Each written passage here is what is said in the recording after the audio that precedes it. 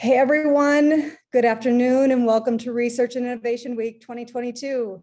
My name is Jennifer Kravickas and I serve the Office of Research as Associate VP for Research Programs and Initiatives. On behalf of the Programs Initiatives Unit and the entire Office of Research, I want to thank you for making time in your busy schedules to be with us here today and kick off Research Week. So I want to now turn it over to UC's Vice President for Research, Ohio eminent scholar, and Professor of Chemistry, Dr. Patrick Limbach. Pat? Thank you, Jennifer. And again, I want to echo her welcome to all of you for today's kickoff event and for the whole week. R&I Week is an annual event that we have in the Office of Research. We have lots of activities going on. What we'll be doing today in our kickoff event is talking to you about the state of research at UC. I will have President Pinto and Provost Fermei, who are joining me for this kickoff event, give a few words of welcome and a few remarks themselves. Then I'll go through some information for all of you about the state of research at UC. And then we'll open up for questions and answers, and the questions can be posed through the chat function as part of this presentation.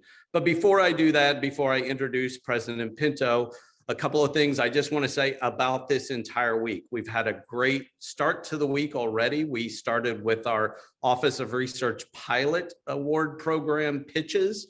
So we heard some great proposals from teams of faculty that went from this morning until early this afternoon. We'll have this event tomorrow. We'll feature our Community Change Collaborative, and their awardees from last year will be giving presentations. You can see all of this schedule, learn more at research.uc.edu/Research Week to find out more. Then on Wednesday is the IQE pitch event that happens over in the Lindner College of Business. They've been a great partner for us.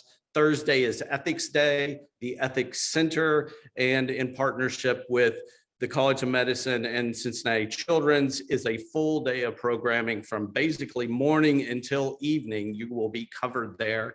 And then on Friday, the Provost Office and the VP for Research Office jointly recognize faculty and others who support research across this university with our joint awards, as well as some Office of Research Core Value Awards, and the Ethics Center will also be giving awards.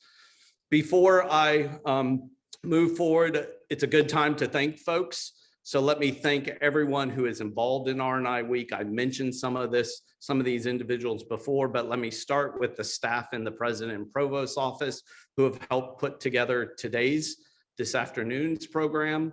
I also want to thank C3 for organizing and running the show tomorrow. I want to thank everyone, as I mentioned, in the Ethics Center, especially Andy Cullison, the executive director, and Holly Banty, who helps work with Children's on the Hutton Lecture. So thank you for all of that. And then Keisha Love, Terry Reed, and the team that helped put together what we will be doing in the Faculty Awards on Friday afternoon.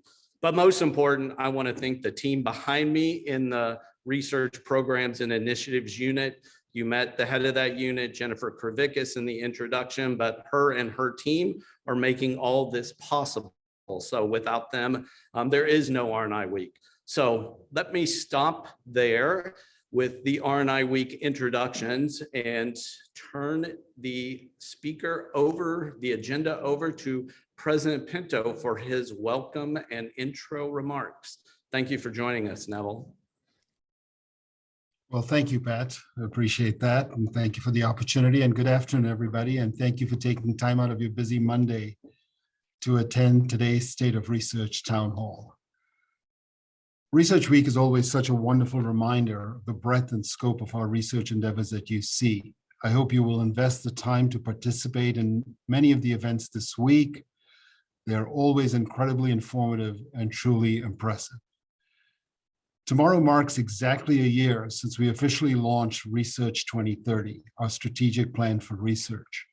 I'd like to thank Pat for his leadership of our Office of Research and for leading both the implementation of Research 2030 and the growth of our research enterprise at UC. My thanks also to our entire team at the Office of Research for their commitment to our research mission. I'd like to also congratulate and appreciate our faculty for what they've accomplished so far. We've had a wonderful year in terms of our external funding, but also our scholarship has been very strong. Great universities excel in the creation and dissemination of knowledge and understanding. Faculty, our teachers, and our scholars are the nexus for this work. So when we plan for Next Lives Here, our strategic direction, we are planning in support of the next innovative idea, the next discovery, and the next creative expression. We are also planning in support of the next generation of students graduating steeped in knowledge and understanding, ready to make their mark.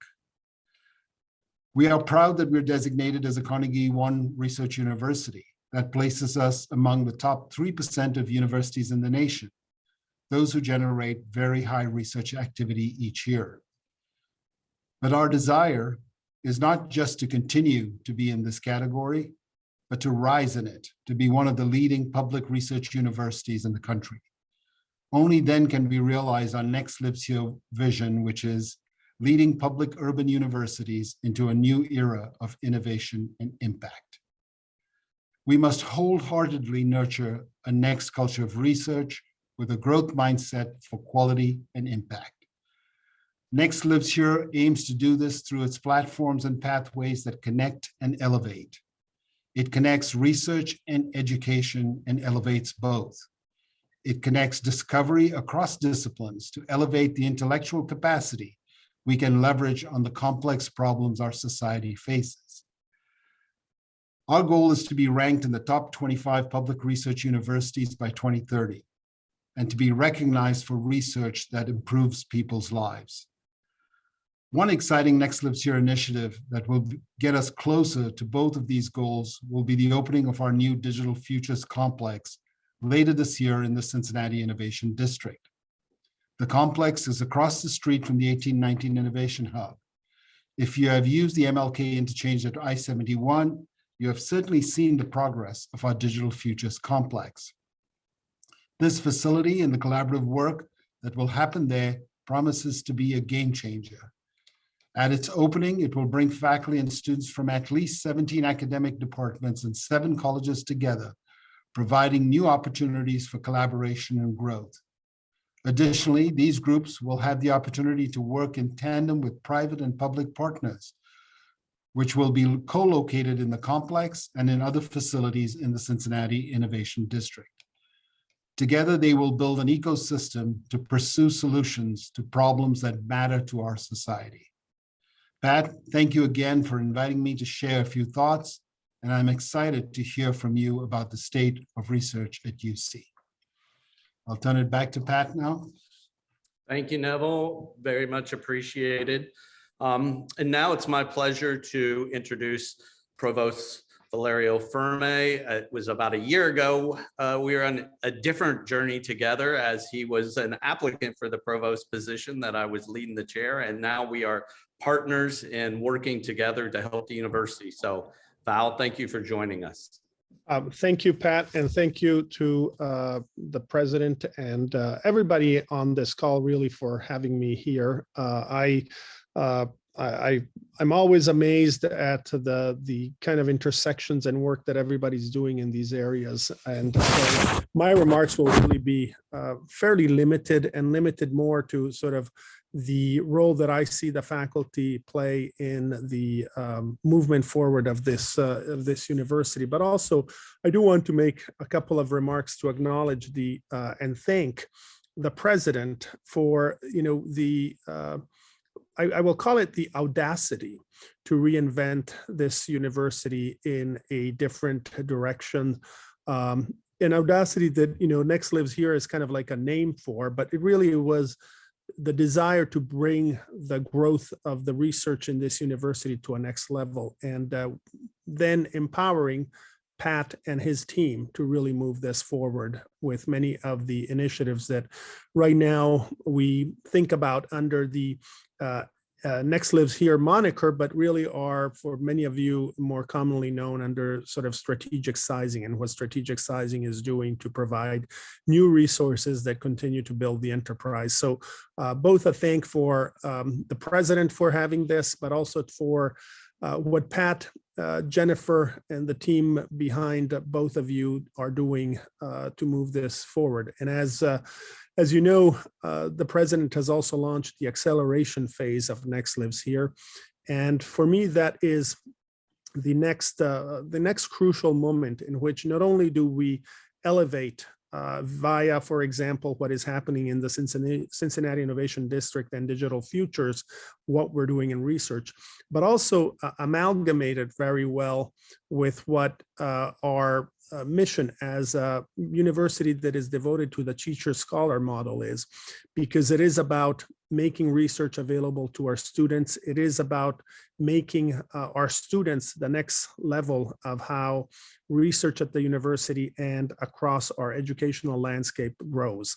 So I just want to thank all of you who are doing this work, and I'm sure that Pat is going to talk more about this, but there are a couple of initiatives within the framework of Research 2030 that will see renewed interest. And I know Pat and I are working on these too. And so I don't want to steal his thunder, and I don't want to say what they are, but I do want to say that I'm really excited about both the directions that he will take on the scientific and on the artistic and humanistic and social science side. I mean, it really is research that encompasses the whole university, not just one or two areas. And that's what I think Digital Futures will bring to all of us. So thank you for having me here. I look forward to what Pat has to say. I had to bite my tongue a few times about the things that I wanted to say, because I don't, this is about Pat. This is about Research 2030. It's about the team that has been put together to advance that mission.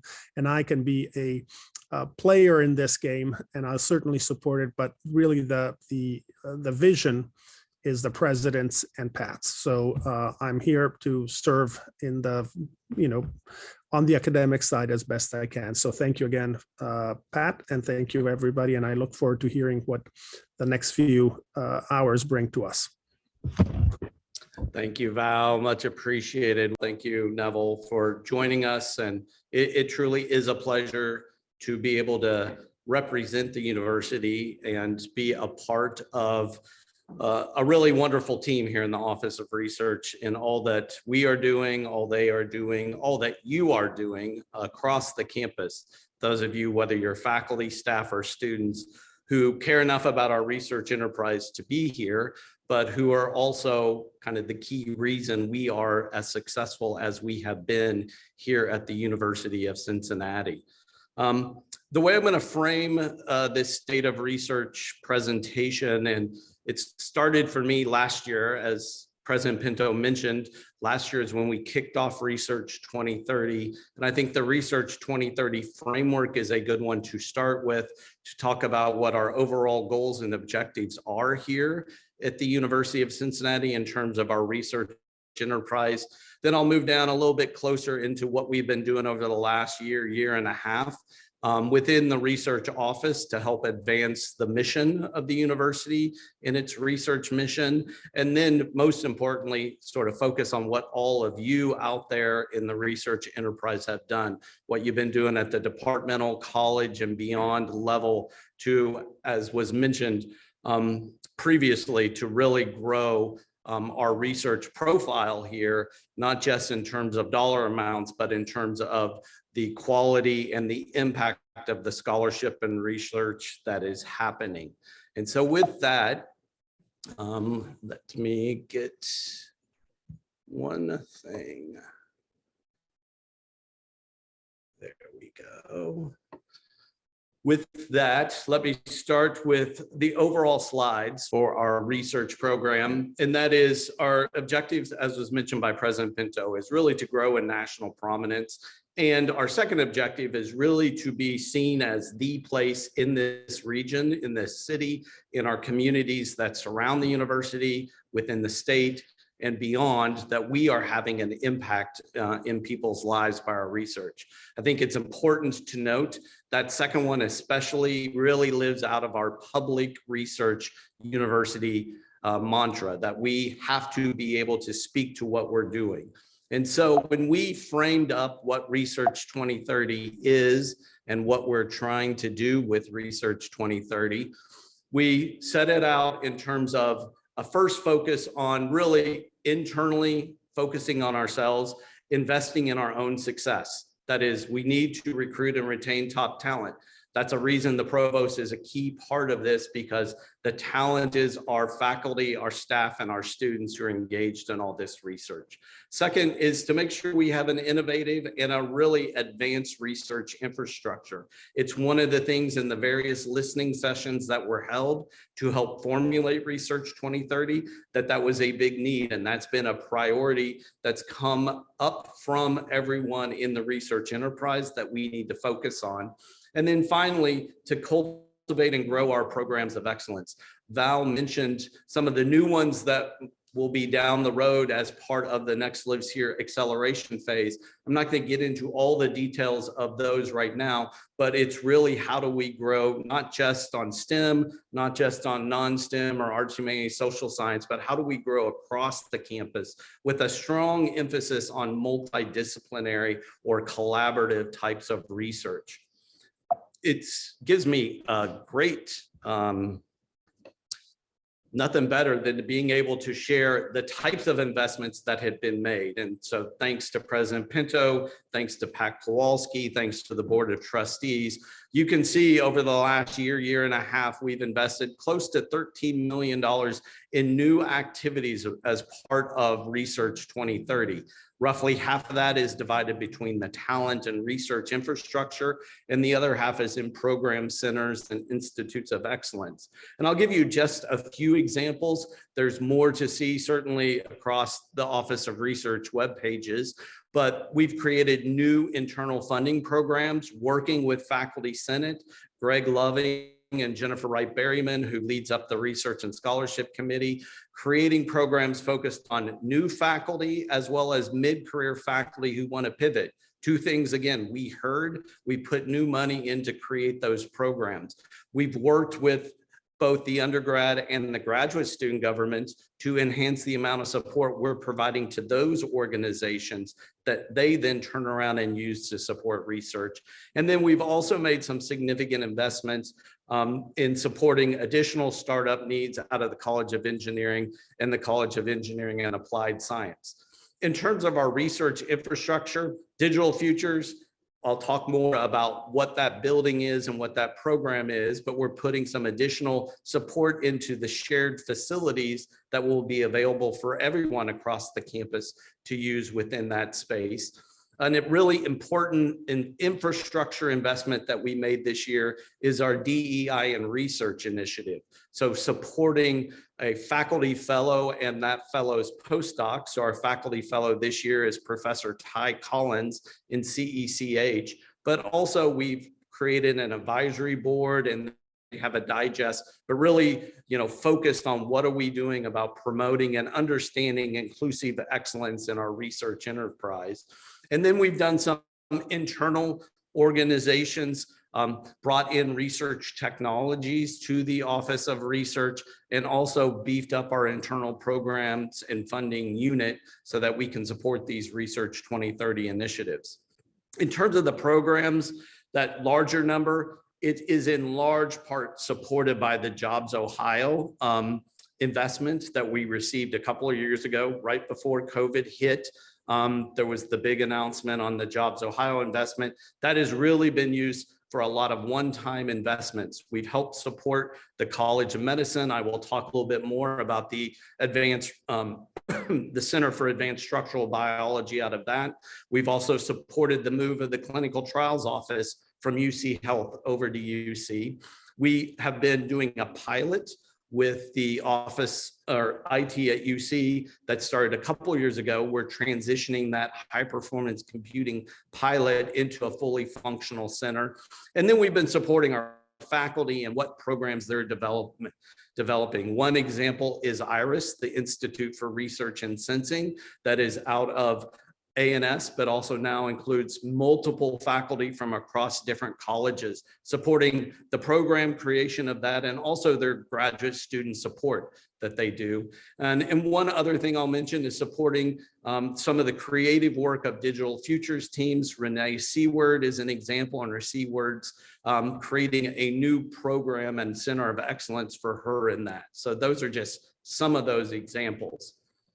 When we switch over to the second objective, our research with impact, and really focused on improving people's lives, there our focus was how do we take what we do as a research university and move it beyond the walls of our campuses. So how do we have an impact on our community, an impact that we can point to and show our value proposition? And I'll just make a little aside here. I hear quite often in conversations, you know, we're an R1 university. Aren't we worried if we don't do things, we're going to lose our R1 status?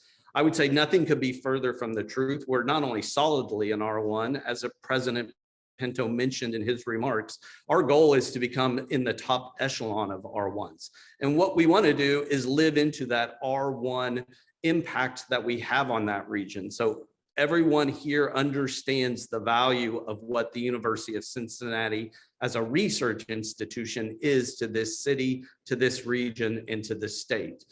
With that, a big focus has come out of Next Lives here in the Urban Futures pathway. We've also focused on rethinking the where. And again, something that President Pinto mentioned in his remarks.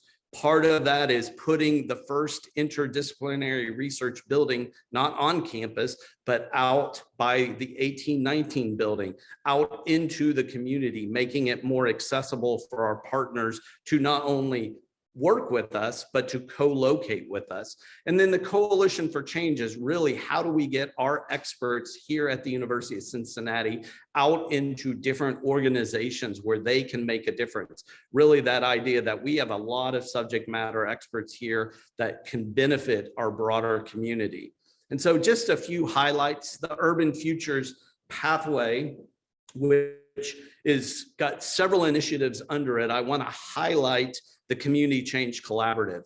The Community Change Collaborative, also known as C3, is really a structural organization approach to how we do community-based and participatory research across the UC campus. So it serves as a hub, it serves as a convener, it serves as a point of contact to bring together faculty to address the problems that are out there in our community.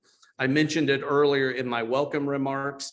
For those of you who arrived late, tomorrow you can go and you can listen to the C3 projects that were funded last year. And you can see the examples of the difference this type of research is having in our local communities. So I would invite you to drop in on those presentations tomorrow. They're all virtual. In addition to C3, we have several other initiatives going on. One that has been progressing quite nicely as the UC on boards, which is really our focus in how do we get our experts, again, out into the community making a difference. And one way is through them being on boards of nonprofits, where you use your UC expertise to help advance the cause of that nonprofit, thereby propagating our impact through other organizations. There are many other things that are going on within the Urban Futures pathway, some new things, as the provost mentioned, that will be coming up. But I invite you especially to, again, look at C3's projects tomorrow. Those presentations are sure to be outstanding. But the one, I would say that has consumed a lot of my attention and time and cost me a lot of hair, so to speak, is the Digital Futures. It is getting ready to open. We're all excited here. In hopefully late summer, we will be moving laboratories into that. For those who aren't familiar, and I certainly hear this more often than not across campus, what is Digital Futures? It's two things. It's a building. It's a building that UC has space in that we're using for research, for interdisciplinary research. But another thing that's unique about this building, and again, I like the way the provost this, the way the president made us all sort of rethink what we're doing. This is not a building to just replicate what we're already doing across this campus. This was charged to be a building that made us think, what are the problems out there? What is someone else's problem that we need to bring teams together to work on to help solve those problems, either in an applied fashion, applied research, or in use inspired, so that the problem statement drives who needs to be there, not the disciplines that are involved. And using that format, we have about 12 different interdisciplinary teams that are right now part of this digital future space, supported by a great staff. And as I mentioned, we're investing in some core shared facilities that are not just for the digital futures labs, but for everybody across campus.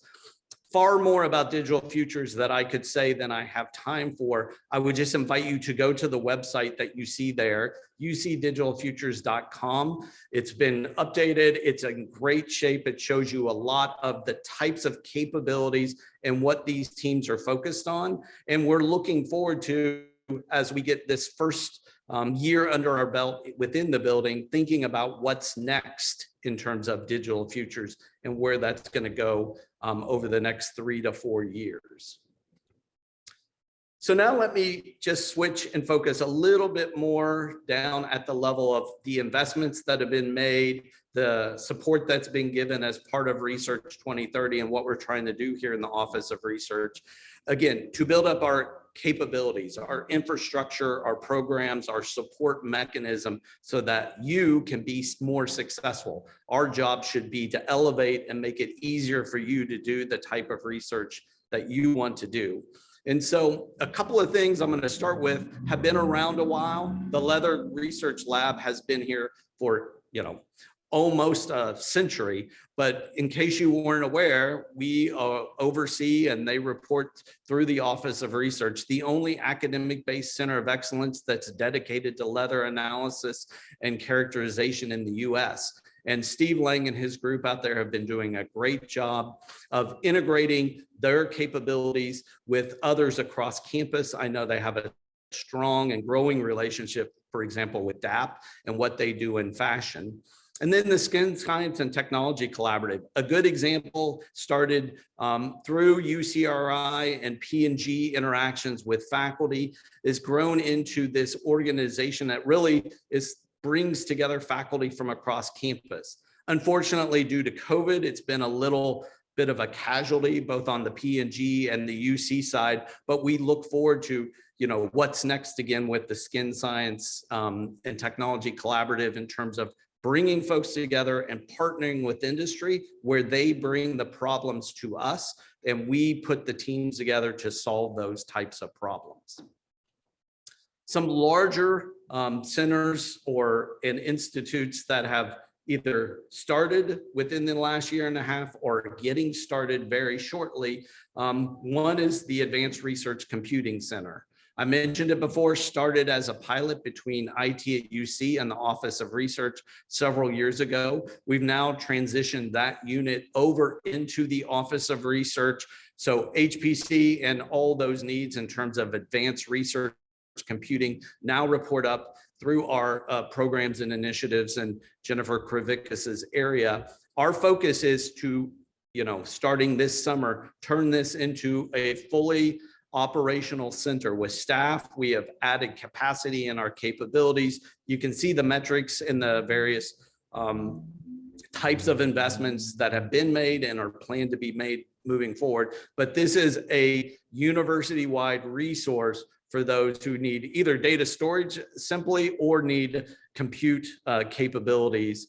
And so I would invite you, if you're interested in learning more about the ARC, as we like to call it over here, send an email to research@uc.edu and we will get you connected. And then 2 other centers and institutes I want to highlight. A big shout out to the College of Medicine and the leadership over there, Dean Felak, the senior associate deans, and especially I want to thank King Grice, who's one of those associate deans over there who's been working with us to bring this Center for Advanced Structural Biology to life. To me, it's a perfect illustration of the partnership between what faculty are seeking to do and what we can do in upper administration at the central administration level to support that. So Tommy Thompson, Rhett Koval, this idea of how do we bring cryo-EM capabilities to the university? They don't exist here. They hadn't exist. We need to move into the 21st century, putting together a plan, a program that is co-invested by both medicine and research that has now set this up with not only initial equipment investment by the university through the Office of Research, but that translated into successful external support for new instrumentation, and now a proposal in for even growing the space and increasing the capabilities. This has now blossomed not into just UC Center, but it's a regional center with partnerships from the University of Kentucky, Miami University up the road, and others. So congratulations to all of you who have been involved in that. That's a great success story. And then we also launched about a year ago, a little over a year ago, the Space Research Institute for Discovery and Exploration. I want to thank Chuck Dorn, who's agreed to serve as the inaugural executive director of SRIDE. But I want to encourage all of you out there, when you typically think of space, you might think, oh, this is just rockets. SRIDE is really about the whole experience. Think of the human experience. If we are moving that experience from this planet anywhere to another place outside of our planet, what's going to be involved? SRIDE is meant to bring together faculty, not only who have expertise and interest in space itself, but who have adjacent expertise that will help inform how we transition as sort of Earth-dwelling beings into those who move into the other planets, other extra solar system locations and beyond. I'd finally note a big part of SRIDE is supporting our students. We have a large number of undergrad and graduate support programs. Great chance for your students who have an interest in something that might be related to space or a career that is adjacent to this space field to apply for fellowships and scholarships. In fact, I would invite you to check out our research fund page. It's again it's research.uc.edu, and then you can click under for investigators and look at internal funding. But SRIDE has a call out right now for fellowships for both undergrad and graduate students. The deadline is this Friday, so it's running up against this, but we do this every 6 months. So there's both a fall and a spring call. So I invite you all to keep this in mind because there's some great resources out there for your students. Last thing I want to do before I get onto what is, the key and the highlight, which is to celebrate all that you have done over the year, is just briefly mention what we do within the Office of Research in terms of our research budget, the financials that we have available, how those are used to support your activities, what goes on across this campus, and some of the investments that we've made, again, as part of Research 2030 and our impact. And I'll start with our signature programs. There's a number listed here. I'm going to break it out. I already talked about our DEI and research initiative. So that one I've covered. I will point out that A2RU, the National Humanities Alliance, and the Biodesign Challenge are all external organizations or activities that we as an Office of Research help sponsor and be a part of, that gives opportunity to our faculty in A2RU and NHA. And the Biodesign and A2RU give lots of opportunities for our students to work with others at other research institutions. And so those have been very well received. UC actually hosted the A2RU Student Summit, again, right before COVID hit a couple of years ago. It's hard to believe it was that long ago, but it was a great event. The other ones you see there, we've made investments in UIDP, Hanover, Dimensions, and our internal funding unit. Again, these are ways that we provide more resources to you to help you be more successful, whether it's finding, obtaining external funding, understanding who the collaborators could be out there in your space. What does that network look like? Those are the types of investments we've been making to support you. And then on the operational side, in terms of our research support and services, we've done a number of things. I already mentioned up there our support of clinical trials from UC Health over to the College of Medicine. We also understand anybody who has NIH funding and saw the changes in current and pending support, and that other reporting that needed to be done, additional reporting, is providing resources to help be successful with that.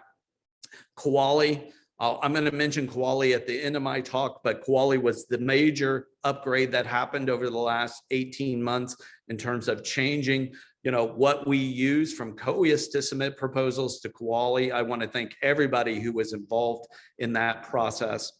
The other things you see listed on here, we're partnering with environmental health and safety to work on creating a working group to make sure that we do a better job at providing the best environment, the safe environment for everyone who does research and scholarship. And then you can see how we work through the FEC as well as our research launch, which is really a faculty development program targeted to our new faculty to help them get off the ground successfully in their research enterprise. And so if we go to the numbers then, in fiscal year 21 of our budget, and you'll see the overall budget on the next slide, approximately $7 million of that is reallocated out of our office into various things in the colleges. You can see the largest allocation goes to startup. We have a not insignificant amount that goes to our internal grants and awards program. We do cost share. Anytime there's a federal or other opportunity that has mandatory cost share, you should reach out to the Office of Research. We have a budget. We use that to support your cost share needs. And then other are things such as supporting the faculty fellow that I mentioned, Ty Collins, and other types of activities that we do to invest in the colleges and the success at the college level for research. I think it's important to note, and I want you to all sort of take away from this, it's one of the commitments that President Pinto made when we started talking about Research 2030 and what does that look like, is that we need to make sure that we match what we say we want to do with additional investments. So this is just how the budget has grown over the last couple of years, commensurate with the change in our Research 2030 or with the initiation of our Research 2030 plan. We also have benefited, and we've used this very strategically, those Jobs Ohio funds, those one-time funds that are out there. But the expectation is that we are making an investment. This doesn't even include the investment the university is making in the digital futures building itself. So that's above and beyond that. And I want to thank both the president, the board, and the Pat Kowalski for all they've done to provide these resources to support what you're doing in the research enterprise. So let's talk about that. I could talk for an hour about all the great things. And if you don't already subscribe to UC News, you should, and you should make sure you go in because it's an AI-driven program now, and make sure you check that you want to see the research highlights. It's great to see all those highlights come up every couple of weeks of what is going on around campus. I could only pick a few, so just giving you a representative example of the types of things that are happening at our campus, across all our campuses, from faculty being recognized in all various disciplines for their excellence, to faculty accomplishments, both on developing new IP, developing new treatments, discovering new ways to detect, and you can see here, toxins in drinking water, to see how we are expanding beyond just the traditional approaches when we think of new technologies such as this virtual reality being used in our criminal justice program and their research, to something from the past, what's happened to the Hopewell, as well as investments that we've received in terms of federal support for our Russian program. So congratulations to all of you. Both the president and the provost mentioned this. I want to echo it. When it comes to what we are as a research university, that is built on having outstanding faculty who are outstanding scholars, outstanding researchers, outstanding outstanding creatives. And that is what you are. I think it's reflected very well in how good and successful you are at this when you look at what has happened to sponsored awards. So over the last 5 years, you can see we've made a step function in our sponsored awards. Think of it this way, and this is what I like to tell folks who aren't as familiar with a university or a research office. To get a sponsored award, what you are doing is you're taking your idea and you're competing in the marketplace. And they are looking at multiple ideas and they're saying, your idea is one worth supporting. It's one worth sponsoring. And the more you are successful at that, the more resources then are available for you to advance and make those growth and change in research that you're doing. I also like to note that just if we look at fiscal year 20 and 21, that's about $100 million extra total that is now here at the university that is supporting students, supporting faculty, supporting staff, doing more research because of the growth and your success. So kudos to all of you. If we want to break it down and look at how everyone has been doing, you can see, in our fiscal year 21, about a little over $220 million. That came through 951 awards. And what I like to see is we have a lot of different investigators, over 600 investigators, and nearly 190 different sponsors of the research that is happening here at the university. The last thing I'll end with, because it's an important metric for us, is also if awards are what are coming in the door, what are we doing once the resources are here? How is that expended? And so we look at our research expenditures. As mentioned, our aspirational goal is to be a top 25 public research university. The metric by which we would be a top 25 is the NSF HERD rankings. And this is the data that feeds into those NSF HERD rankings. So this is fiscal year 21 data. It's the newest data. The NSF website lags by a year, so it will show the fiscal year 20. But you can see about $552 million in research expenditures last fiscal year. Let me say that again, over $500 million in this region, in this community between UC and its affiliates in support of the research enterprise. That's no small or no scary. We're not going to be in R1. That's a major research university right there. Little less than half from UC's affiliates, which include Children's, the VA, Shriners before they close, as well as UCRI. And then you can see the distribution of research expenditures by colleges on UC side. And then I also like to show this within UC side, our research expenditures. You can see of the 272 million that is ours, the federal component remains the largest part, but there's an important institutional support. I think it's important for you all to know that when we report this data, that includes the support that we provide to our faculty through their salaries, through their time that they use on research. It includes the support we provide for graduate students, the students who are supported through their local programs who are doing research. And then you can see some of the other sources that drive our expenditures. And so let me conclude the prepared remarks part of today with some acknowledgements. I'm going to start with a special group of folks out there. These are the college OARs in those grant offices. For those who don't know what an OAR is, and maybe even some deans out there don't know what OAR really stands for, but they know they have them, that is an authorized organizational representative.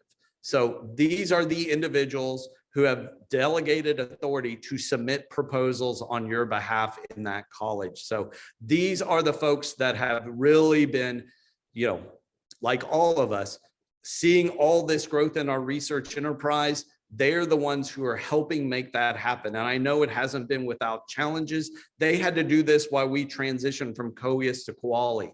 And I want to thank everybody who's listed on this slide, because they brought to our attention in the Office of Research what some of these challenges are. And I think is a good example of how we worked with these colleges to help make improvements so we can help make their jobs as easy as we can so that they can help you be successful. So if you get a chance, you know somebody on this list, thank your college OAR, thank those in your college office if you have college grant offices, because they carry a huge load across this institution to support our research enterprise.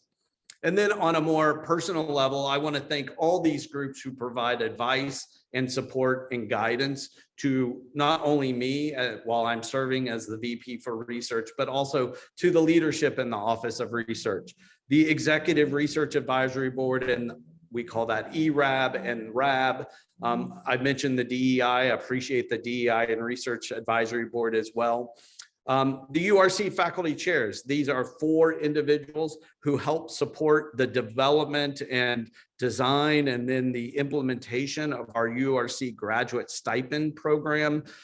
Those 4 this year, if anybody went through that experience with their graduate students, you'll see what a great job those 4 individuals did. I'm going to name them here: Beth Ash, Carolyn Smith, Matt Robeson, and David Smithrud. They each created their own one tailored to that particular area that they were in charge of, developed the reviewer pool, very, very successful. And it was a pleasure to be able to recognize those graduate students last week in our special issue of findings.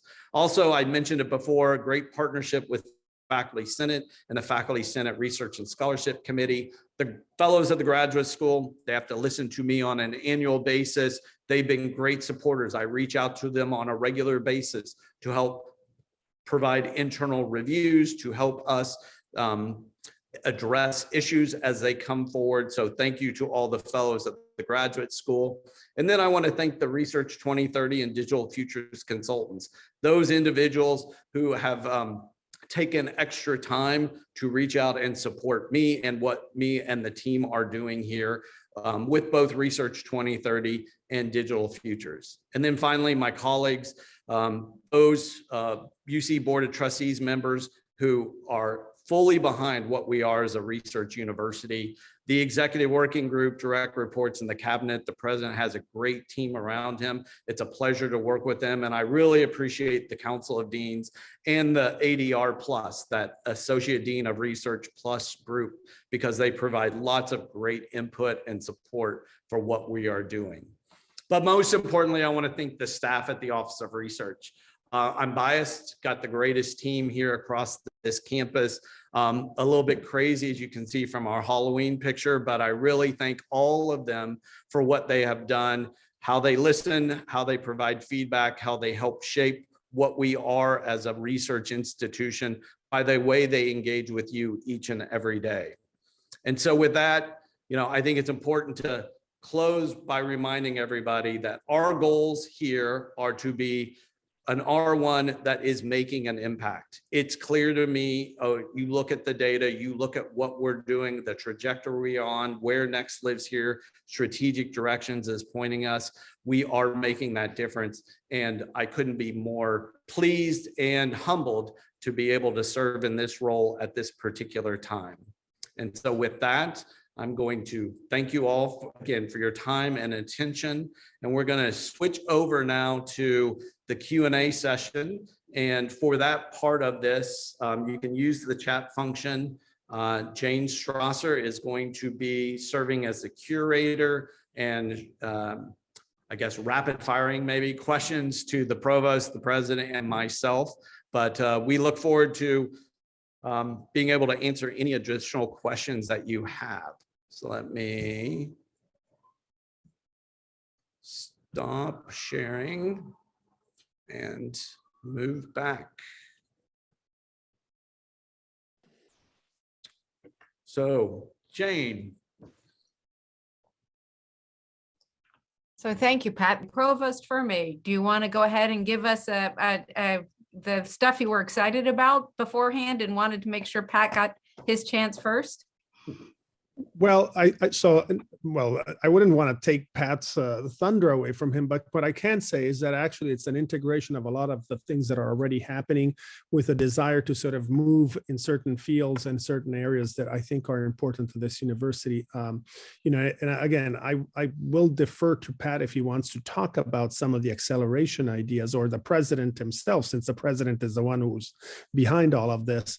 But what I'd like to say is that I think what I'm starting to see is also an integration at different levels of this. And, you know, the paths that I'm seeing the president wanting to accelerate, in my view, will come organically together, but also show that the integration is not at the level, it's at the level of faculty, but also future faculty. So investment in our graduate students. So, and also in areas that, in my view, need our attention, because as an urban institution, we should pay attention, for example, to what is happening in our health environments. So having said that, I kind of set it up for the president to kind of like, now he can hit it.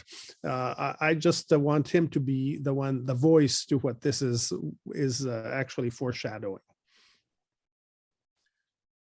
Well, thank you, Val and Pat. That was artfully done, but I'm glad to take over here.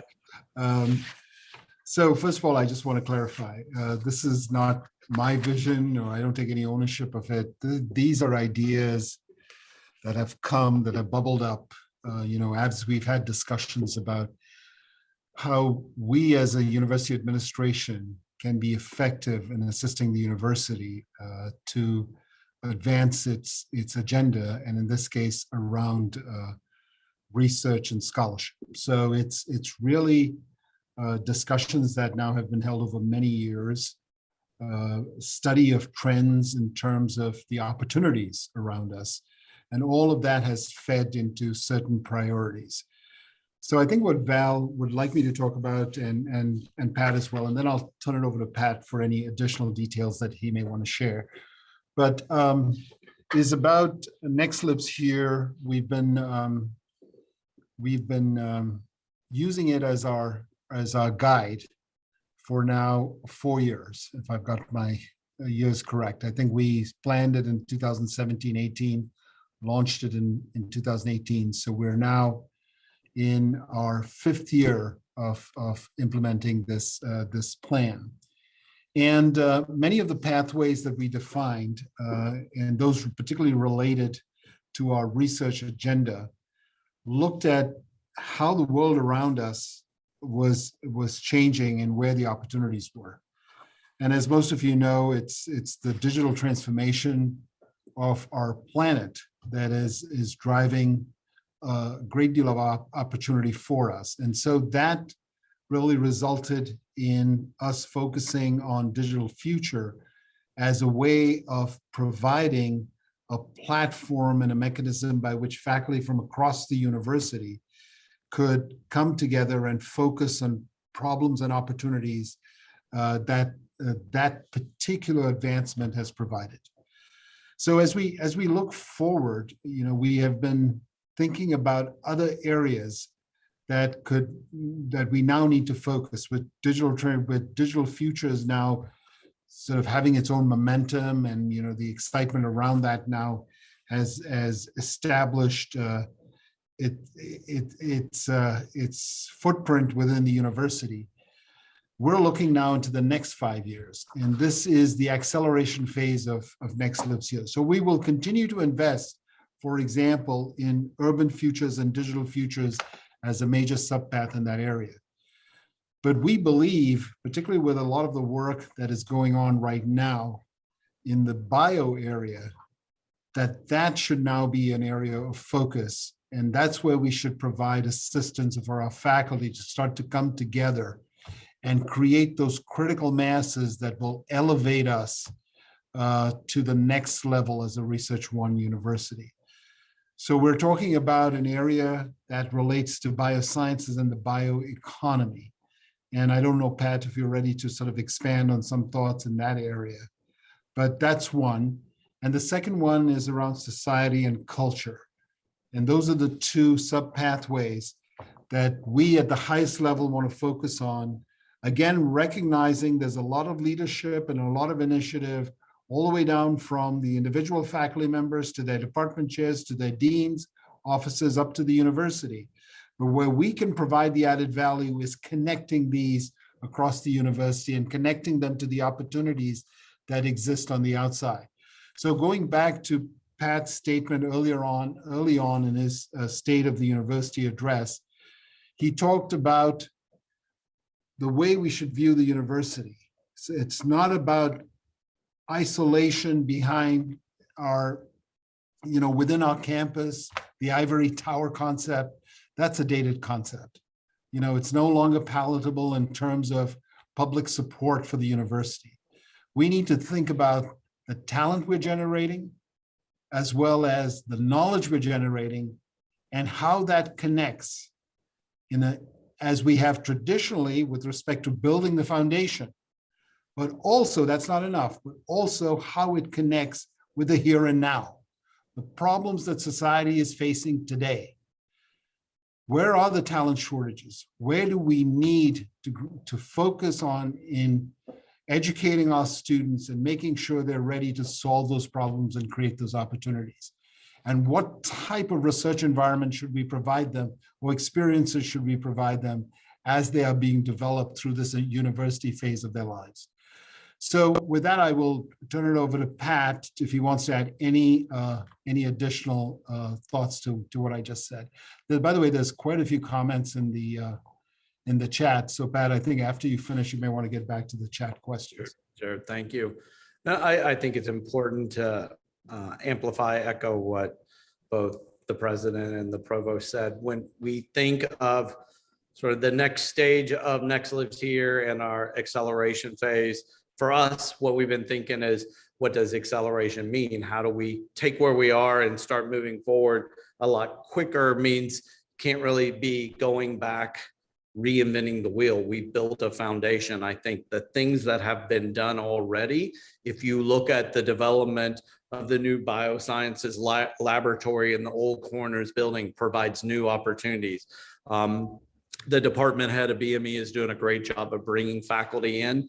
And part of that is, how do we make those connections between what those faculty do, what faculty in other colleges do? And as the president mentioned, how do we leverage the digital futures teams, capabilities, what is out there in that building to also grow that? So that will be certainly a part of this, is how do we take what a lot of the activities that are already going on around campus and then help bring those together, sort of help prioritize what is the first, second, third things we need to move forward on. How do we make those investments to get them up and moving quickly to the level that they're not only competitive, but they're excelling across campus. And then I think society and culture is another example. It's one that just speaks to, we have so much to offer here at the university. And we all know this who have been here a while. For those who don't know me, I've been here for over 20 years now at the University of Cincinnati. We never really like to tell our story. We've got that Midwestern humbleness to ourselves, but we need to start telling that story. We need to start getting out there and making sure people understand what our skills, what our capabilities are, and using society and culture as a pathway to help us really elevate and get on not just the national, but the international level for more than what we're doing right now, but to grow programs of excellence that are across the non-STEM areas. This isn't all about STEM when we talk about research and scholarship. It's also those non-STEM areas as well. So with that, Jane, I will kick it over to you for the next question. So first, someone asked where the events are. And Dr. Limbach can correct me, but if you go to research.uc.edu/research week, all of the events for the week are there and you can sign up. Is that correct, Dr. Limbach? That is correct. And in most cases, as you can all imagine, due to the planning purposes and the time it takes, our P&I unit to put together Research and Innovation Week, nearly everything is virtual this year. So it should be easy to access. You just go sign up. It'll be on Zoom, but you can find it there at the Research Week website. Just scroll down. It's listed by days. It's a great website. It's very clear what all the activities are and how to get connected and registered. So question for you. How is the university aligning with federal budget and the changing goals and expectations? Are there patterns or initiatives that are aligned with UC's growth plan? So I would say a couple of things on that. When we think of the federal government, what we're going to focus on is the agencies that we usually sponsor what we do. So there's a lot of the federal government that we don't involve ourselves too much with. But if you think of across the agency level, one of the big things that came out over a year ago, and this is where our government relations team, Karen Ryan and her team, and our partners at Lewis Burke have been a wonderful partner and resource for the Office of Research to really look at these trends. And one of those is that agencies really have to have this climate change plan built into what they're going to fund. That's part of what we're thinking of when President Pinto talks about the bioscience and bioeconomy. That's a part of it, because we know the federal government saying this is important. This is important for all of our agencies to be thinking about it. So that's why, as through this pathway, that's going to be one of those focal areas. And one of the things we can just think about doing is how do we bring people together across the campus who can focus on that as a problem? So again, it's not based on the discipline you come from, but it's the problem you want to address. How do you want to address that particular problem? I think another thing that we certainly see, and we're all hopeful for, is whether it's the Competes Act or USICA, they're in joint conference to try to get for additional funding for really NSF kicked off their new directorate, but really this idea that America needs to reinvest in R&D to compete in the 21st century. I think there's this recognition that we're starting to fall behind. So I think for that, it's pretty easy to see what we're doing at 1819, what we're doing at Digital Futures. Those things are all focused on this innovation space. How do you work in applied areas? How do you work on problem-based use-inspired research? That whole new NSF directorate, that's what it's sort of geared around, is industry, academic, and other partnerships solving problems. So those are the types of things we pay attention to. I would invite you, if you have more specific questions around that, to reach out both to myself and to Karen Ryan, who heads up government relations, because we certainly are paying attention to where things are going and how do we make sure we take advantage of those opportunities. President Pinto, Provost Fermei, anything to add? Okay. So the next question is it is about C3, and there's some ask for clarity as to the role of C3 and how it intertwines with Digital Futures. Is C3 a portal where problems are identified, then move to Digital Futures to research and create a solution? And can you share how 1819 fits into this? I think that if I understand the question, C3 is not a portal. C3 is an organizational concept with some very specific goals in terms of how do we, as an enterprise level initiative, provide and support the opportunities for those in terms of community-based or participatory research. This isn't, sort of a Dropbox, if I understand that question, of somebody has a problem and then the role is to go scurry about and find people across campus to solve the problem.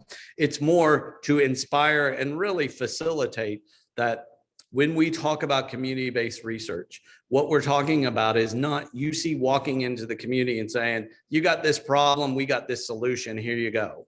This is really about the community and UC researchers coming together and saying, how do we co-design, co-develop? How do we figure out together what we need. And then UC's role is supporting the community, not overriding or telling the community what they should be doing. So when we think of this, when we think of how we've organized C3 to support that, it's really them supporting both the researchers and those community partners who have already come together and say, this is what we need. That's not to say that we don't want community organizations to reach out and say, hey, we could benefit, or we would like to have a conversation, but that's certainly not sort of what the expectation. This is more to support the faculty and what they're trying to do moving along. And a good example, C3 is led by Kathy Maynard, Jess Krubzinski, both are in Catch, and Farah Jacques, who's in Arts and Science. Farah also serves on the CCTST's community engaged portion. So we try to make sure that we're covering across the entire sort of east-west campus and what we think of this. So we have line of sight, and we're not a community that is we're not a research university that is sending 10 different people to the same community partner saying, hey, we want to work with you, that we have some understanding of how we should engage with the community partners. So questions, when will Digital Futures, the building, open, and will there be opportunities for the rest of UC to use the space? Great questions, and I'll take this one.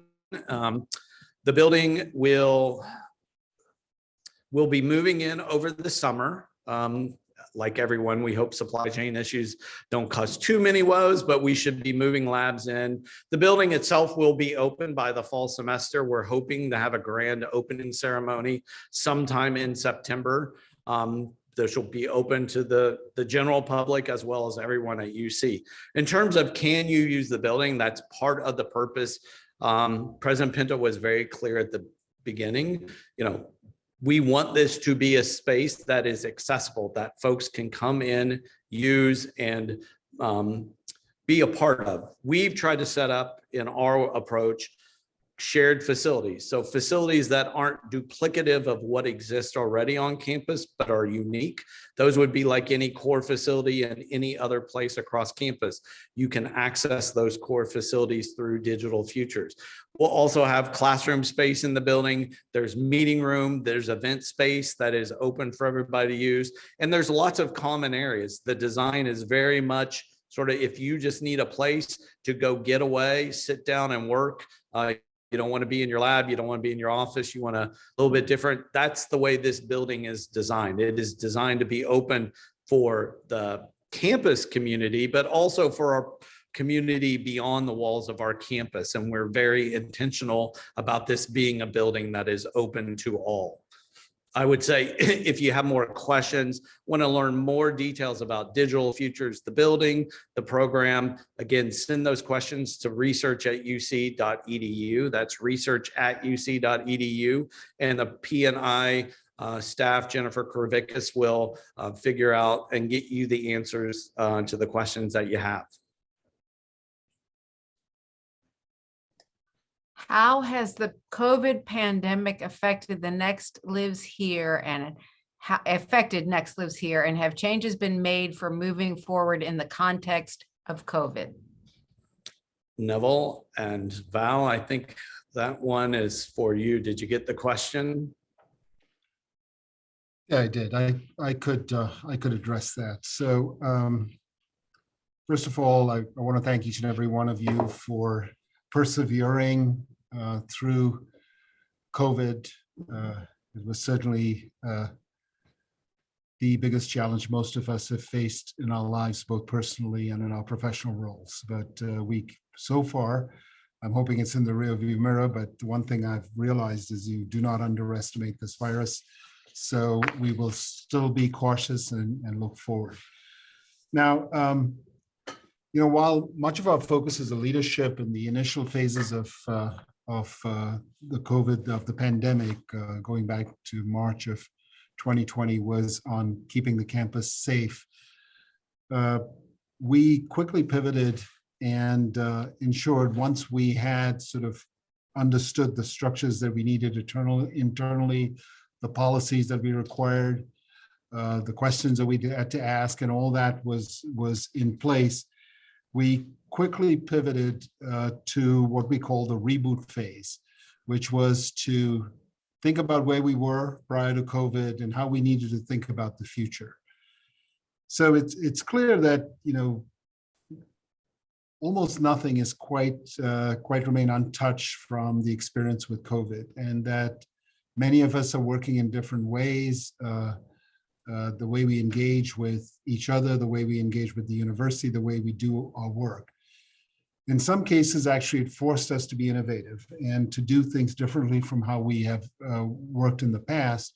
And I think more effectively, this is a good example of being more effective. If we hadn't had COVID, I can guarantee you we'd be in a room somewhere gathered, and there'd be fewer people probably attending this event. But so there have been some advantages. But with respect to our strategic direction, while there was a period there where we could not focus on it, we as a leadership have continued to work in the background. And much of what you have heard with respect to not just Next Lives Here, but Next Lives Here, the acceleration phase, how we think going forward, building on the foundation that we already have, much of that work was done by the leadership with the engagement of stakeholder groups during COVID in this modality, but it was done during COVID. And we've also actually launched a major initiative around digital transformation. Much of that work was done during the COVID period. So we did lose some time, no doubt about it. We had to pause to take care of business with respect to the urgent matter of keeping all of us safe. But I believe that we have regained the momentum and we are moving forward. Val, anything you want to add? You have responsibility for most of those pathways, so you can perhaps provide a more detailed perspective. I mean, I would say that with regards to research, it's actually pretty, what Pat has just presented is pretty significant in terms, significant in what we have done. I mean, if you look at the growth of our, sponsored research over the last 2 years, I mean, that's pretty outstanding during this period. I mean, some people joked that, well, people were too busy at home to do anything else, so they basically started writing more grants. But the reality is that I think they were inspired to have the opportunity to start thinking about their research in different ways, partly because of some of the changes that we had to face. And so I actually want to go back and thank again the faculty for taking something that was a real challenge and using it and pivoting it. I have this thing that I read, I use from a book that I read, sometimes the obstacle is the way. So the obstacle created some opportunities and people have taken advantage of it by really increasing the amount of sponsored research that we had. We had growth in new centers. We had people, I was Dean of A&S, and there were ideas coming out of many of the groups in all areas, from the humanities, social sciences, and the natural sciences for growth that, no one seemed to stop to think about how is this going to affect my research. If nothing else, it was how is actually this going to make my research more urgent, something that I want to really improve and increase it during this time. So I would say that that's how COVID has really impacted us in, I don't want to diminish the scariness and problems that COVID created, especially for those of you who had to shut down labs, who couldn't access some of your work, who couldn't access books because, they were no longer available, you couldn't travel. But the results from my standpoint at this university, and so I don't speak for everybody else, but at this university, I think they've been pretty significant and impressive. Will there be affordable housing on the Digital Futures quadrant or on one of the other quadrants around the Reading Martin Luther King interchange? That's a good question. Neville, you want to take a first pass? Sure. So for those of you not familiar with this, what the question refers to is 4 quadrants that right off the 71 interchange at the intersection of 71 and Martin Luther King going west, and the Reading Road intersects that. So in that area, you will notice there are 4 quadrants that have been cleared. The southeast quadrant, if I have it right, is where Digital Futures is located. The northwest quadrant is where NIOSH will be building its regional facility. So you should start to see some activity around that federal facility very soon. The other 2 quadrants are still, sort of up for development. There is nothing firm, and there have been discussions of some housing in those areas, but it's at a preliminary stage. With respect to affordability, that's always important in these discussions, and that's one of the things that we are emphasizing with developers is the need. If there's going to be housing, and most likely there will be, but if there's going to be housing, then it has to be affordable. With respect to the southeast quadrant, the one where Digital Futures is located, the university has had some thoughts about housing as well, but I think they're really at too early a stage to be discussed at this point, because I realize the dangers of me saying that something is being discussed and then people assume that that's actually going to happen. But truthfully, it's some very early thoughts on that, but nothing that I think is worth mentioning at this point. Pat, anything that you want to add, because you know more about the southeast quadrant than I do? There's not really anything in too much detail outside of the fact that the university, we have done an assessment of what housing, rental apartments looks like within going out half mile, mile and a half, 2 miles from that complex. And it may not seem intuitively obvious until you get over there, but Walnut Hills is just right around the corner there. So there's actually a lot more than you might think in that particular area. But as the president said, there's a lot of conversation, and there's certainly an understanding of what it means when we start moving out there and having people work, live, and play. You need places not only to work, but to live and to play in that location. Well, given where we are on time, Jane, I'll just let you go with that, since we are at nearly 20 after the hour, and you all, it's a late afternoon, a Monday afternoon. Might be a little cold out, but at least the sun is still shining. So I want to thank again President Pinto, Provost Fermei, for joining me today. I want to thank all of you who took the time out of your busy schedule to listen to us, to ask questions. Please continue to engage with the Office of Research as you need. We're here to help and support you in all that you want to do. And again, a special thanks to Jennifer, Tony, and Margot. Jennifer and Margot and Tony are behind the scenes here, but they made today's event happen. So I want to thank the 3 of them for all of that. And again, I wish you all a good rest of your Monday.